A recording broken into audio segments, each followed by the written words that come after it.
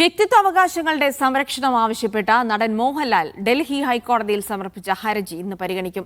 ഇതേ ആവശ്യം ഉന്നയിച്ച സിനിമ, ക്രിക്കറ്റ് മേഖലയിൽ നിന്നുള്ളവരും മറ്റു താരങ്ങളും നേരത്തെ ഡൽഹി ഹൈക്കോടതിയെ സമീപിച്ചിട്ടുണ്ട്. പേര്, ശബ്ദം, ചിത്രങ്ങൾ അടക്കമുള്ളവയുടെ അനുമതി കൂടാതെയുള്ള ഉപയോഗം അവസാനിപ്പിക്കണമെന്നതാണ് ഹർജിയുടെ ഉള്ളടക്കം. ജസ്റ്റിസ് ജ്യോതി സിംഗ് ആണ് ഹർജി കേൾക്കുന്നത്. ധനസുബോധ് വിവരങ്ങൾ നൽകും. ധനസുബോധ്, നേരത്തെയും ഇത്തരം ആവശ്യങ്ങൾ ഉന്നയിച്ച അമിതാഭ് ബച്ചൻ അടക്കമുള്ള ആളുകൾ കോടതിയെ സമീപിച്ചതാണ്. ഇന്നിപ്പോൾ ഹർജി എത്ര മണിക്കാണ് വാദം കേൾക്കുന്നത്? എന്തൊക്കെ വിശദാംശങ്ങൾ? ഇപ്പോൾ വ്യക്തിത്വാവകാശങ്ങൾ, പേഴ്സണാലിറ്റി റൈറ്റ് സംരക്ഷിക്കണമെന്ന് ആവശ്യപ്പെട്ടാണ് ഡൽഹി ഹൈക്കോടതിയെ മോഹൻലാൽ സമീപിച്ചിരിക്കുന്നത്. ഇനി ജസ്റ്റിസ് ജ്യോതി സിംഗിന്റെ ബെഞ്ചാണ് ഈ കേസ് പരിഗണിക്കുന്നത്.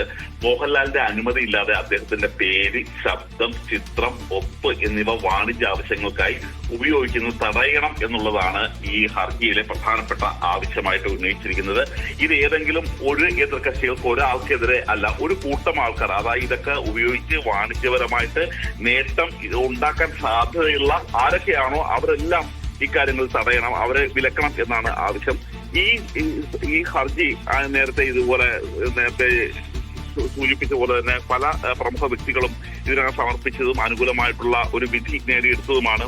അമിതാഭ് ബച്ചൻ, അനിൽ കപൂർ തുടങ്ങിയ സിനിമാ താരങ്ങളും, ഗൗതം ഗംഭീർ, സച്ചിൻ തെണ്ടുൽക്കർ തുടങ്ങിയ ക്രിക്കറ്റ് താരങ്ങളും ഇതിനകം ഇത്തരത്തിലുള്ള അനുകൂലമായ ഉത്തരവ് നേടിയെടുത്തിട്ടുണ്ട്. രജനീകാന്ത് തമിഴ്നാട് മദ്രാസ് ഹൈക്കോടതിയിൽ നിന്നും നേടിയെടുത്തിട്ടുണ്ട്.